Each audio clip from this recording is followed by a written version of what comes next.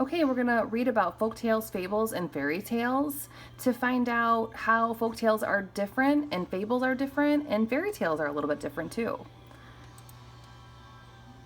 Once upon a time, tell me a story. Folklore is made up of stories from long ago. People told them over and over.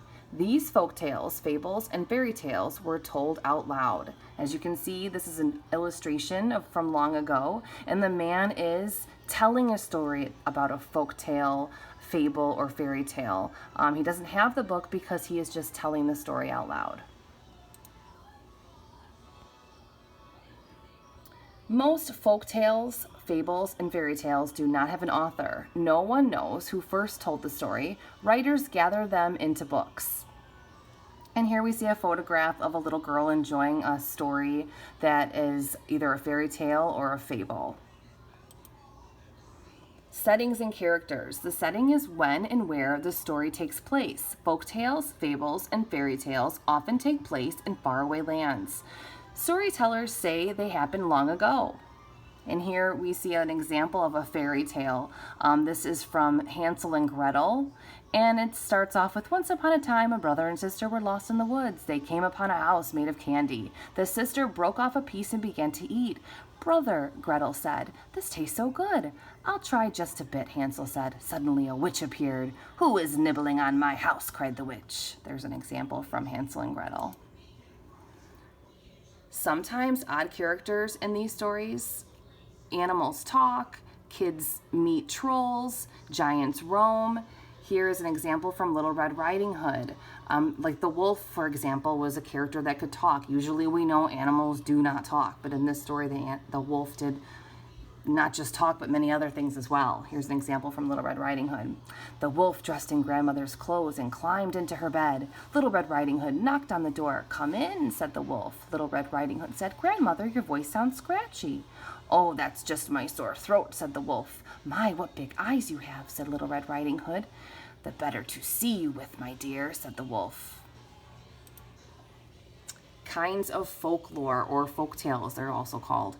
Tall tales are stories that are a part of folklore. These exciting tales might explain something. One tall tale tells how a giant made Minnesota's lakes. And this is an example from Paul Bunyan and Babe the Ox.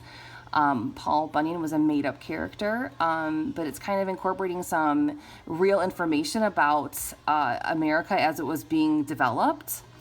This says, one day Paul Bunyan and Babe the Blue Ox played a game of tag. They ran around, each trying to catch the other. When they stopped to rest, they looked at many of the footprints that had been left behind. Rain began to fall and filled up their huge footprints, and that's how Minnesota's 10,000 lakes were made. In fables, which we're going to talk about in this unit, animals often learn lessons. In one fable, a grasshopper learns to work before he plays. This is an example from The Ant and the Grasshopper. Once upon a time, there was a grasshopper that loved to play all day. One fall day, he was playing in a pile of leaves when he saw an ant working hard. Come and play with me, Ant, said Grasshopper. It's a beautiful day to play.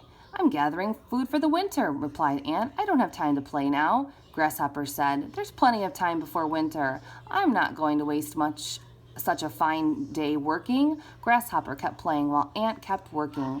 Soon the snow began to fly. Ant had lots of food, but Grasshopper had none.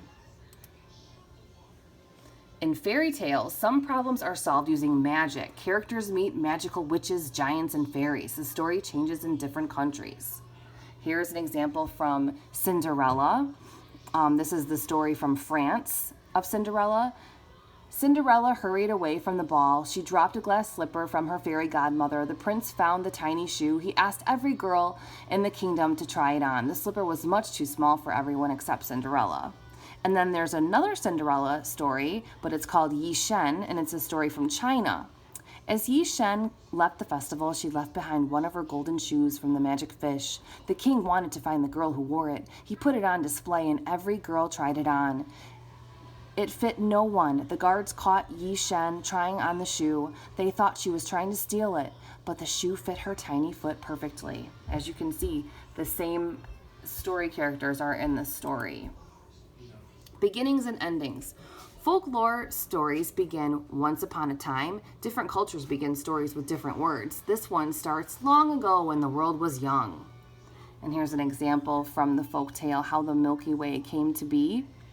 Long ago, when the world was young, there were not many stars in the sky. The people needed cornmeal to live. One day a dog stole a bag of cornmeal. The people chased him away as he ran. He spilled the cornmeal across the sky. The grains of cornmeal turned into stars. Stories often end with the same words. Some end with, and they lived happily ever after. This story ends with, snip, snap, snout, this tale's told out. And this is the fairy tale, The Three Billy Goats Gruff. The biggest Billy Goat Gruff joined the brothers on the hill. They ate and ate and ate and grew fat.